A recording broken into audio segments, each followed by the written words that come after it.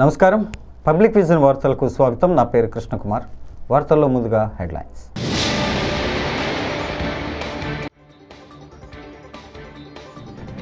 Operation Sindoor 100% success, Sambit పాత్ర.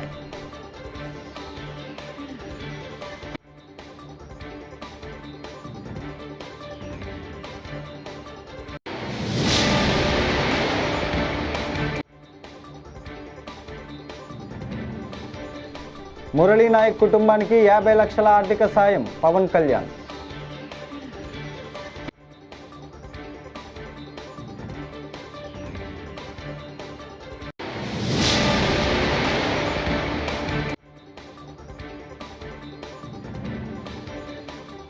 Helicopter ఘటనకు నాకు సంబంధం లేదు, తోపుదుర్తి.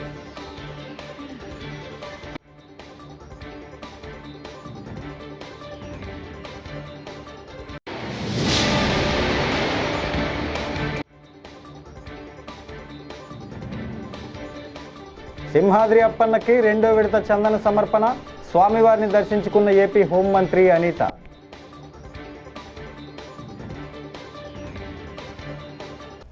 ఇక డీటెయిల్స్ చూస్తే, ఆపరేషన్ సింధూర్ 100% విజయవంతమైందని బీజేపీ జాతీయ ప్రధాన కార్యదర్శి సంబిత్ పాత్ర అన్నారు. సోమవారం ఆయన మీడియాతో మాట్లాడారు. పహల్గామ్ ఉగ్రదాడి తర్వాత ప్రతీకారం తీర్చుకుంటామని ప్రధాని మోడీ భారత ప్రజలకు హామీ ఇచ్చారని పేర్కొన్నారు. ఆపరేషన్ సింధూర్ పేరిట భారత సైన్యం తమ సత్తా చాటిందన్నారు. ఇది అద్భుత విజయమని, పాకిస్తాన్ భూభాగంలోని సుదూర ప్రాంతాలకు దూసుకెళ్లి శత్రుదేశ ఉగ్రవాద శిబిరాలను నిర్మూలించారని అన్నారు. एयर बेसिस को हमने ध्वस्त किया और इसमें एक बड़ा विषय है, पहली बार विश्व में किसी देश ने एक न्यूक्लियर कंट्री के अंदर घुस करके उनके एयर बेसिस को समाप्त करने का काम किया. पाकिस्तान एक न्यूक्लियर कंट्री है, उसके अंदर घुस करके उनके एयर बेसिस को 20% पाकिस्तान के एयरफोर्स के इंफ्रास्ट्रक्चर को भारतवर्ष ने नाकाम कर दिया. 20% of PAF's infra was destroyed by India. Just imagine, एक न्यूक्लियर कंट्री है, उसमें घुस कर मारना, यह अपने आप में पूरे विश्व में पहला इंस्टेंस है. और भुलारी एयरबेस में 50 PAF पाकिस्तान एयरफोर्स के जवान मारे गए, जिसमें स्क्वाड्रन लीडर उस्मान यूसुफ भी मारे गए. कुल मिलाकर के 9 आतंकी ठिकाने, 11 एयरबेस, 100 से अधिक आतंकी, 50 जवान और अपनी इज्जत, यह पाकिस्तान ने खोया है. I repeat, what Pakistan has lost via operation Sindoor. 9 आतंकी ठिकाने, बड़े बड़े आतंकी ठिकाने, 11 एयरबेस, 100 से अधिक आतंकवादी, 50 से अधिक जवान और अपनी इज्जत, यह पाकिस्तान ने खोया है.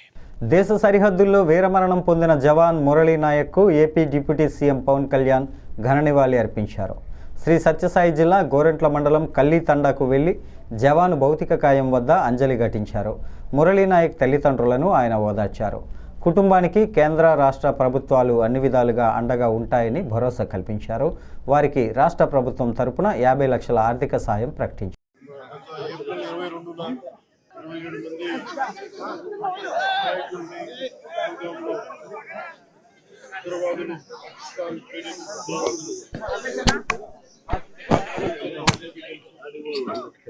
పర్యవసానం భారతదేశం పాకిస్తాన్ కి అండగా ఉన్న ఈ టెర్రరిస్ట్ క్యాంపుల మీద దాడులు చేయడం, స్ట్రైక్స్ చేయడం జరిగింది. వారి ఉగ్రవాద శిబిరాలని ధ్వంసం చేయడం జరిగింది. దానికి కంటిన్యూటీగా యాక్షన్ పాకిస్తాన్ కూడా మనకి కాల్పులు జరపడం, వీటి సరిహద్దుల్లో ముఖ్యంగా 5 రాష్ట్రాల్లో చాలా తీవ్ర ఉద్విగ్నతతో కూడిన పరిస్థితులు ఏర్పడ్డాయి.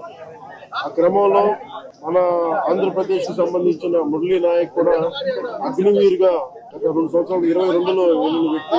తల్లిదండ్రులతో మాట్లాడుతూ ఉంటే ఒకటే చెప్పాను, నేను దేశం కోసమే పుట్టాను, దేశం కోసమే చనిపోతాను అనేది పదే చెప్తా ఉన్నాడు. ఎందుకు నాయన మనకి ఆ ఉద్యోగాలను తండ్రి అంటున్నా కానీ, లేదమ్మా నాకు రైల్వే ఉద్యోగం వచ్చినా రైల్వే ఉద్యోగానికి పోలేదు, కేవలం దేశం కోసం పనిచేస్తాను, నేను దేశం కోసం చచ్చిపోతాను అన్న కమిట్మెంట్ ఉన్న వ్యక్తి.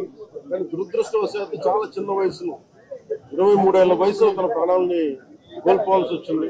అదే పదే మొన్న కూడా ఏం చెప్పారంటే, నిజంగా ఉగ్రవాదుల తోటాలు కానీ సరిహద్దుల యుద్ధాలు కనుక జరిగితే దాని పర్యావసరం, దాని ప్రాణాలు మొత్తం సమస్త భారతంలో కనిపిస్తూనే ఉంటాయి, దాన్ని ఎక్కువ అవుతూనే ఉంటాయి. దానికి ఒక బలమైన ఉదాహరణ మురళీ నాయక్ గారి మరణం.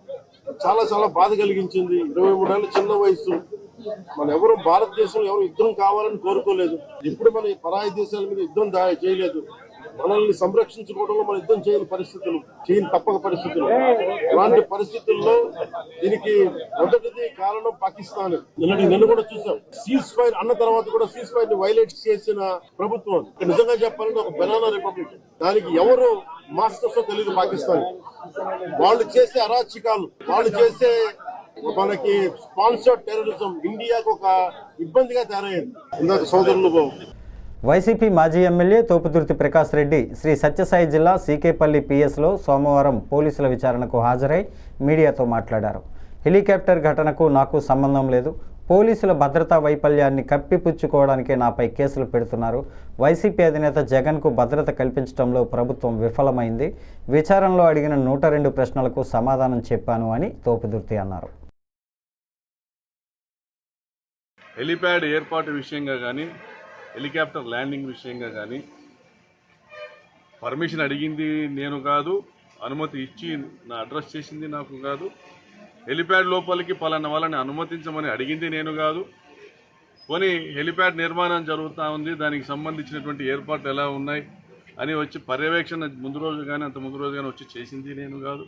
పోలీస్ డిపార్ట్మెంటు బ్యారికేడ్ల చుట్టూ వచ్చేటువంటి జనాలను అసెస్ చేసుకుని, అంచనా వేసుకుని ఎన్ని వేల మంది వస్తారన్నటువంటి ఒక ఇంటెలిజెన్స్ లేదా ఎస్బీ వారి నివేదిక ఆధారంగా అంచనా వేసుకుని భద్రతా సిబ్బందిని బ్యారికేడ్స్ చుట్టూ మోహరించి ప్రజలు బ్యారికేడ్లు దాటి రాకోకుండా అడ్డుకోవాల్సినటువంటి బాధ్యత పోలీసు వారిది.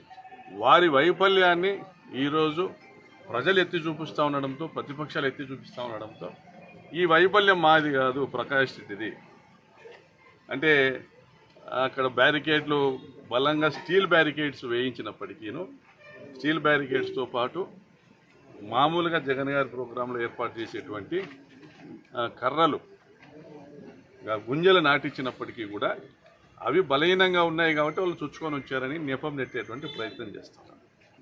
లింగమయ్య హత్య జరిగిందనే విషయం మర్చిపోయేటట్లుగా ప్రచారం చేస్తున్నారు. అక్కడ ఏదో పోలీసు వైఫల్యము, లింగమయ్య హత్య వెనుక ఉన్నటువంటి దుర్మార్గుల గురించి మాట్లాడరు. లింగమయ్య హంతకుల్ని పట్టుకోవడంలో పోలీసుల ఇన్వెస్టిగేషన్ విఫలమైందని మాట్లాడరు. అసలు ఒక మనిషి ప్రాణానికి లెక్కే లేదు మీ మీడియాకి. మరి మీరంతా హెలికాప్టర్ బ్యారికేడ్లు బలహీనంగా ఉన్నాయి, ప్రకాష్ రెడ్డి మీద అరెస్ట్ చేయాలా, ప్రకాష్ రెడ్డి అక్కడ తిరుగుతాను ఇక్కడ. ఏమి సమాజం ఇది? సిగ్గు అనిపించట్లే? ఏం సమాజం ఇది? ఒక పేద రైతును అగ్రకుల అహంకారంతో, దురహంకారంతో హత్య చేస్తే దాన్ని ఖండించాల్సినటువంటి మీడియా ఏం బాధ్యత వహిస్తూ ఉంది? ఎంత మేరకు బాధ్యతగా మీరు ఈరోజు మాట్లాడుతూ ఉన్నారు? అసలు లింగమయ్య హత్యను అందరూ మర్చిపోయి, లింగమయ్య హంతకుల్ని అరెస్ట్ చేయలేదనే విషయం గురించి మర్చిపోయి, ప్రశ్నించేవాడి గొంతు నొక్కడం కాదు, ప్రతి ఒక్కరు కూడా ప్రశ్నించే విధంగా ప్రజాస్వామ్యం ఉండాలి. విశాఖ జిల్లా సింహాచలం పుణ్యక్షేత్రంలో వైశాఖ పౌర్ణమిని సోమవారం ఘనంగా నిర్వహించారు. అర్చకులు వేకువజామున స్వామిని సుప్రభాత సేవతో మేల్కొల్పి ప్రాతకాల పూజలు జరిపారు. సుగంధ ద్రవ్యాలు మిళితం చేసిన 3 మణుగుల సుమారు 125 కేజీల శ్రీగంధాన్ని స్వామికి సమర్పించారు. ఆలయ ఆస్థాన మండపంలో స్వామి అమ్మవార్ల ఉత్సవమూర్తులను కొలువుదీర్చి పంచామృత స్నపన, తిరుమంజన సేవలు జరిపించారు.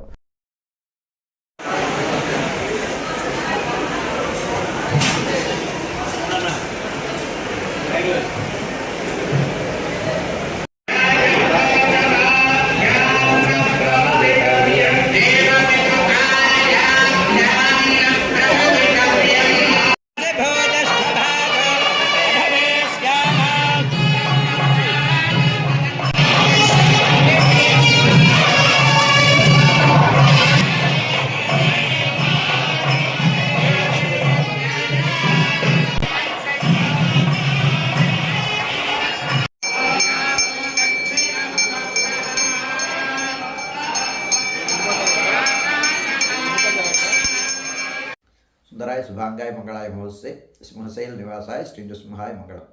శ్రీ శ్రీ శ్రీ వరాహలక్ష్మీ నృసింహస్వామి వారి సన్నిధానంలో వైశాఖ శుద్ధ పూర్ణిమ సోమవారం విశాఖ నక్షత్రం. ఈనాడు తెల్లవారుజామున 2:30 గంటలకు సుప్రభాతం జరుగుతుంది. సుప్రభాతం అయిన తర్వాత విశ్వక్సేనారాధన పుణ్యాహవచనం అయిన తర్వాత చందన సమర్పణం జరుగుతుంది. 2వ విడత చందన సమర్పణం. స్వామివారికి చందన సమర్పణం జరిగిన తర్వాత అప్పుడు ఆరాధన ఆరంభమవుతుంది.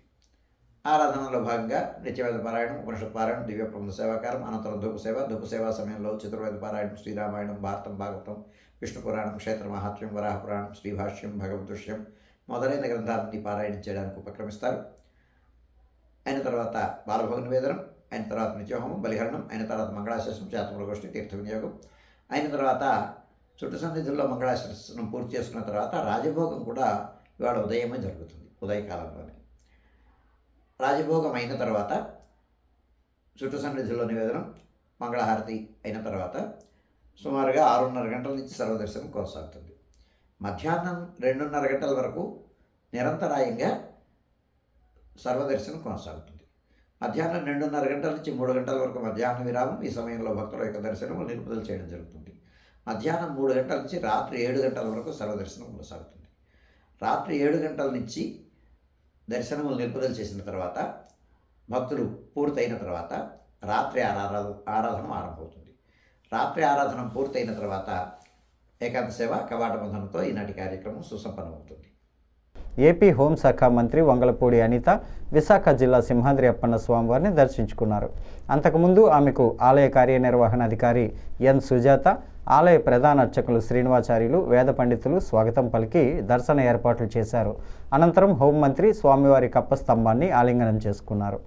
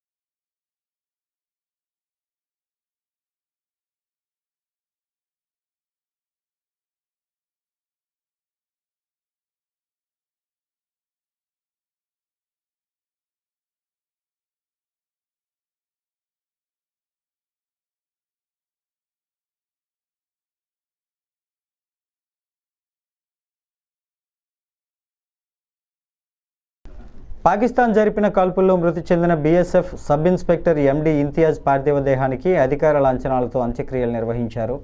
బీహార్ రాష్ట్ర మంత్రి నితిన్ నబీన్, బీహార్ బీజేపీ అధ్యక్షుడు దిలీప్ జైస్వాల్, ఆర్జేడీ నాయకుడు తేజస్వి యాదవ్, ఇతర నాయకులు, అధికారులు హాజరై ఆయనకు ఘన నివాళులర్పించారు.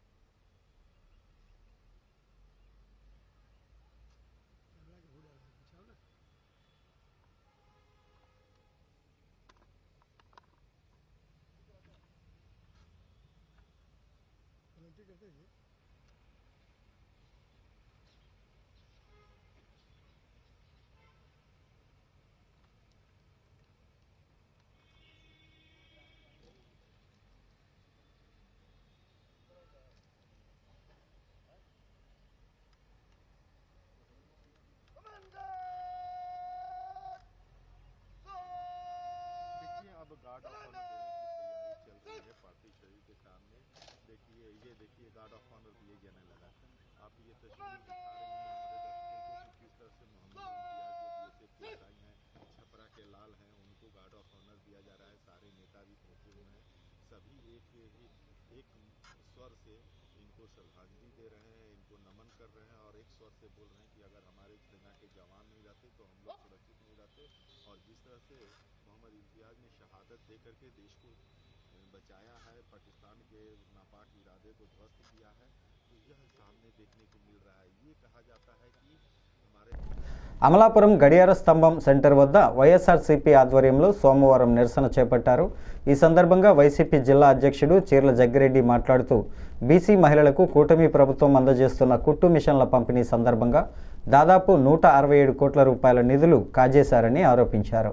ఈ కార్యక్రమంలో రాజ్యసభ సభ్యుడు పిల్లి సుభాష్ చంద్రబోస్, ఎమ్మెల్సీలు కోడిపూడి సూర్యనారాయణరావు, బొమ్మి ఇజ్రాయిల్ తదితరులు పాల్గొన్నారు. సభా అధ్యక్షులు మట్టపతి నాగేంద్ర గారికి మరియు మొట్టమొదటిసారిగా అమలాపురం నియోజకవర్గం విచ్చేసిన మన అమలాపురం పార్లమెంట్ పరిశీలకురాలు శ్రీ జగన్పూతి విజయ్ గారికి మరియు పిఎస్సి సభ్యులు మాజీ మంత్రివర్యులు పూజలు విశ్వరూప్ గారు మరియు పిల్లి బోస్ గారికి మరియు నిరంతరం పార్టీ నాయకత్వాన్ని పరుగులెత్తిస్తున్న మన జిల్లా అధ్యక్షులు వారు జగ్గిరెడ్డి గారికి, ఇతర కోఆర్డినేటర్లకి, మండల రాష్ట్ర నాయకులకి, వేదిక ముందున్న మరి పార్టీ నాయకులు, కార్యకర్తలు, అభిమానులందరికీ కూడా నమస్కారం తెలుపుకుంటున్నాను. మరి ఇది ఏ రకంగా 245 కోట్ల రూపాయల స్కామ్ ఏ రకంగా జరుగుతుంది అన్నది జగ్గిరెడ్డి అన్న చాలా డీటెయిల్గా చెప్పారు. మరి ఇక్కడ ఒక కుట్టు మిషన్ ఉంది. చిన్నప్పటి నుంచి కూడా మనకి కుట్టు మిషన్ అంటే మనందరికీ గుర్తొచ్చే కంపెనీ ఉషా కంపెనీ, అది మనందరికీ తెలుసు. ఇక్కడ ఎదురుగా ఉన్నా కూడా ఉషా కంపెనీ ఉంది.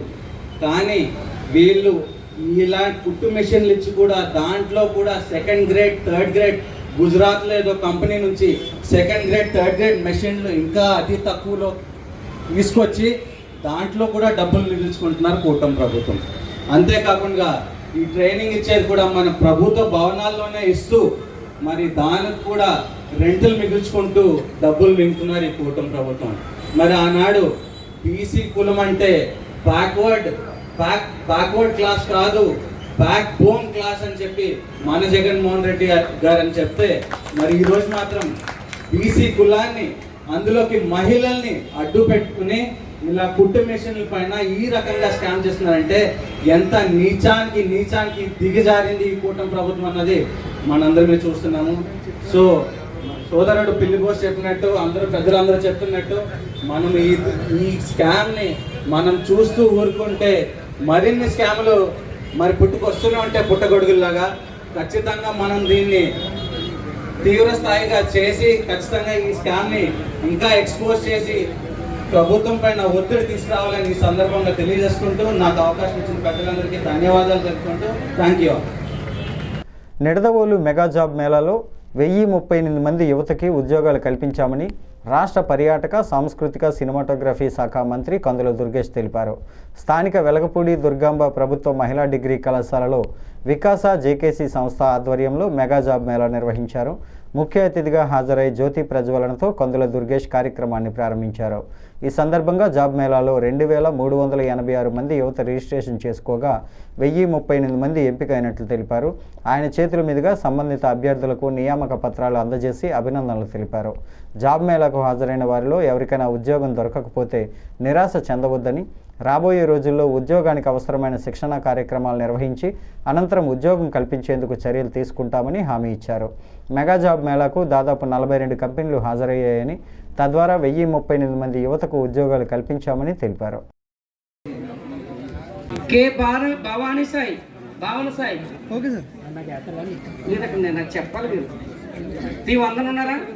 కొంతమంది 2358 మంది రిజిస్ట్రేషన్ చేసుకోవటం, అందులో ఒక 706 మంది డైరెక్ట్గా సెలెక్ట్ కావటం, మరొక 350 మందిని వారు ట్రైనింగ్ ఇచ్చి ఎక్కడ స్కిల్ గ్యాప్ ఉంది చూసి అప్గ్రేడ్ చేసి వాళ్ళని మొత్తంగా త్వరలోనే మళ్ళీ ఉద్యోగాలకు తీసుకునే విధంగా తయారు చేయడం లాంటి కార్యక్రమాలు చేయడం ద్వారా రమారమి 1000 మంది పైబడి ఈ అవకాశాన్ని అందిస్తున్నందుకు వికాస వారికి, ఇక్కడికి వచ్చినటువంటి 42 సంఘాల వారందరికీ, 42 కంపెనీలకి, 42 కంపెనీల వారందరికీ కూడా ప్రత్యేకమైనటువంటి అభినందనలు తెలియజేస్తా ఉన్నాను.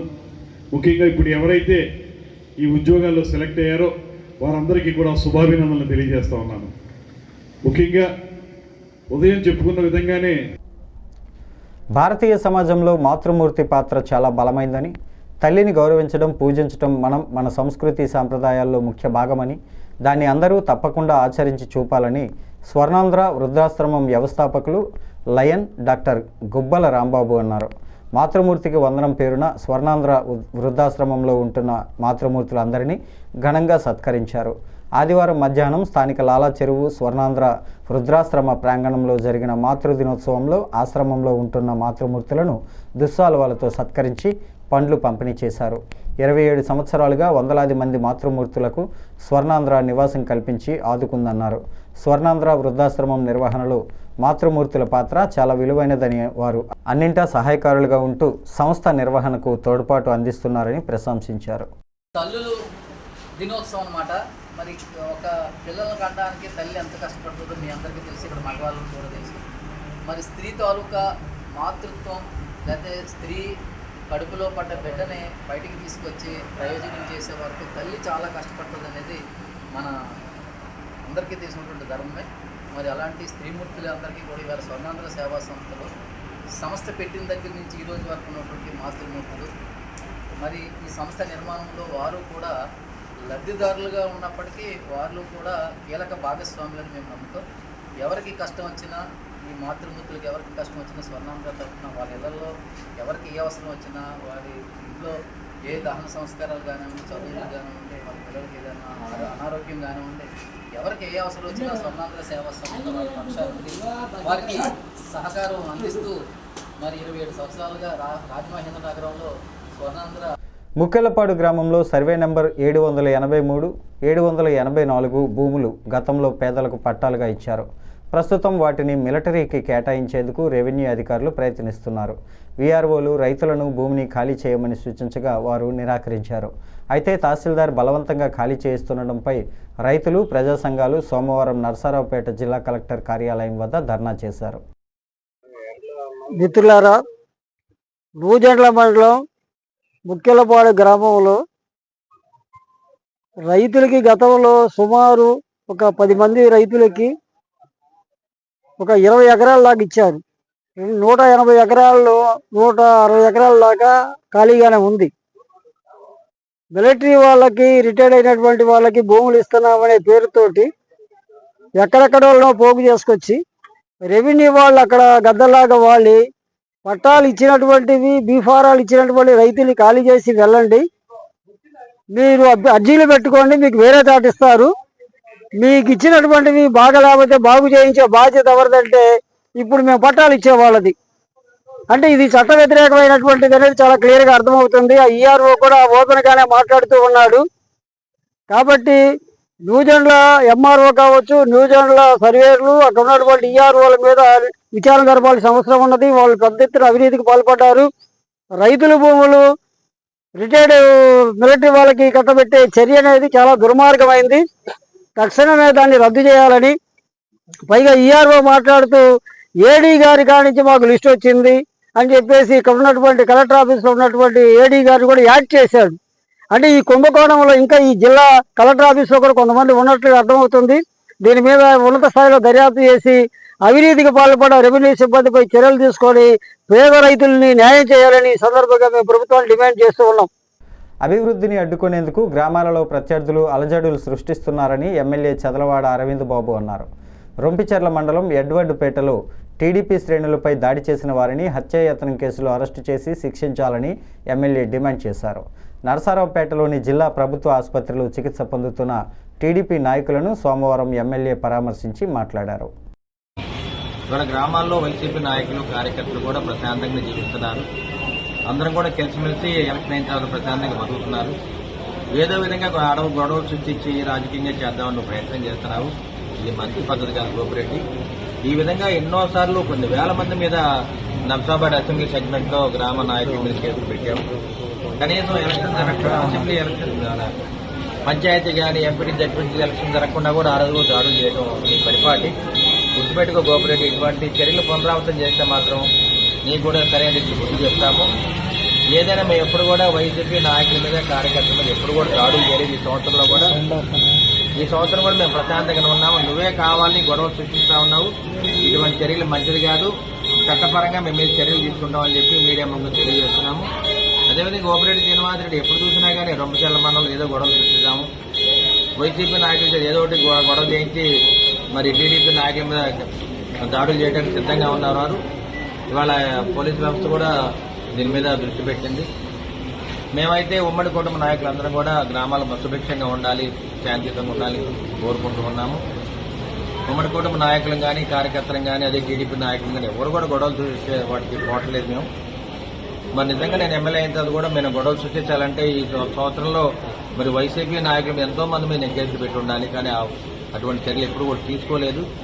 చంద్రబాబు నాయుడు గారు వాళ్ళు గడిచిన 5 ఏళ్లుగా వాడు చేసిన దుర్మార్గాలు ఎన్ని మర్చిపోండి, ప్రజలందరూ కూడా శాంతియుతంగా బాగుండాలి, చక్కగా మరి వాళ్ళ జీవనం వాళ్ళు గడపాలని ఆలోచించడం మేమందరం ముందుకెళ్తున్నాం. కాబట్టి ఎటువంటి గొడవలు లేకుండా పాలెలో ఉండాలని చెప్పి కోరుకుంటున్నాం. మేమందరం కూడా గోపిరెడ్డి శ్రీనివాసరెడ్డి మీకు ఒకటే హెచ్చరిస్తున్నాము, ఇటువంటి గొడవలు సృష్టిస్తే మాత్రం నీ మీదే మేమందరం కూడా చట్టపరంగా చర్యలు తీసుకుంటామని చెప్పి మీడియా ముఖ్యంగా తెలియజేస్తున్నాము.